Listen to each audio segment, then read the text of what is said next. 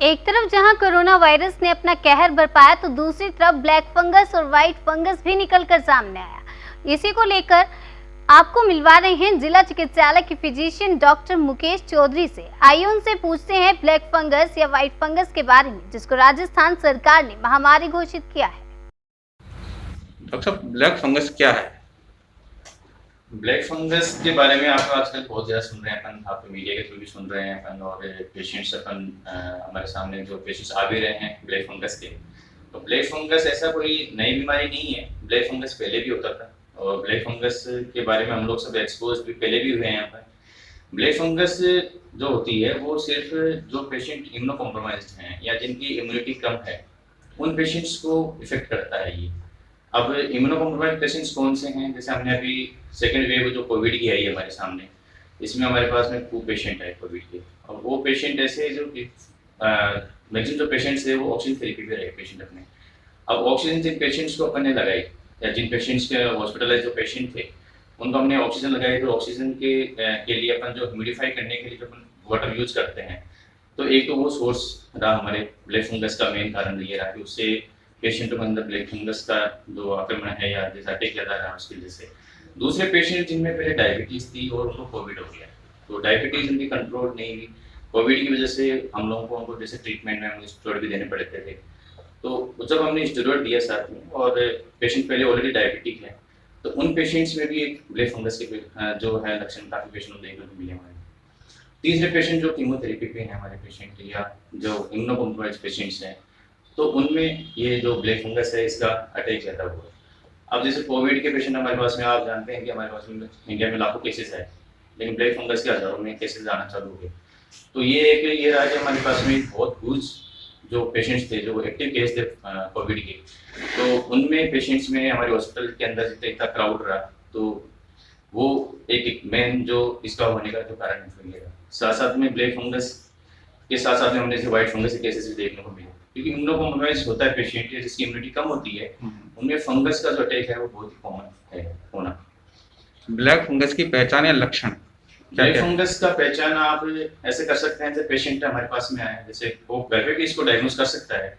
जैसे पेशेंट के chronic headache होना, जैसे उसके सिर में दर्द, कंटिन्यू दर्द हो रहा है, या फिर आंख से कम दिखाई देना, या आंख के आसपास एरिया के अंदर स्वेलिंग का आना, सूजन का आ जाना, या चेहरे के ऊपर किसी भी पार्ट में एक साइड के अंदर पेशेंट को सूजन का दिखना, या फिर पेशेंट को जैसे चक्कर आना, वोमिटिंग होना, थकान होना, तो ये भी एक ब्लैक फंगस के लक्षण है। या नाक से जैसे अपन नाक में से खून का आना या काले पदार्थ का आना, तो ये जो ब्लैक फंगस के लक्षण हैं, जो आप घर पे भी इनको डायग्नोज कर सकते हैं कि आप इसके अटैक में आ गए।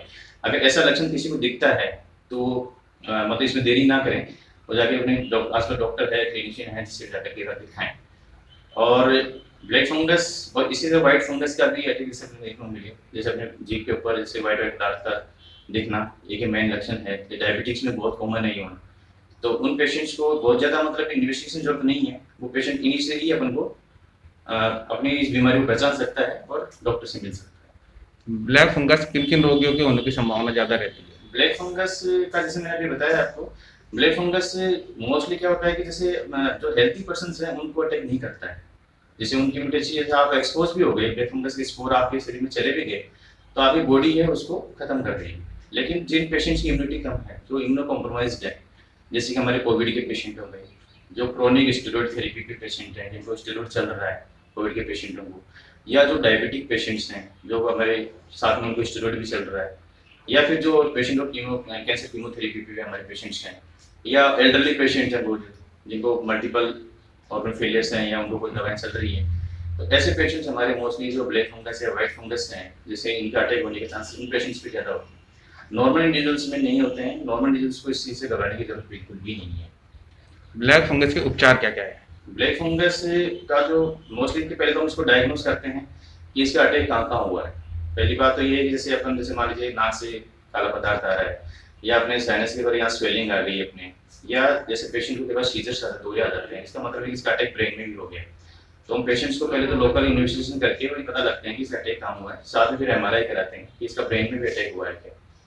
तो अगर ऐसा है, अगर लोकल ट्रीटमेंट अगर ब्लैक फंगस डायग्नोज हो गई और आपके ब्रेन के अंदर भी डायग्नोज हो गई, तो हम फिर इसको जैसे प्रोटेक्शन भी है वो चालू करते हैं।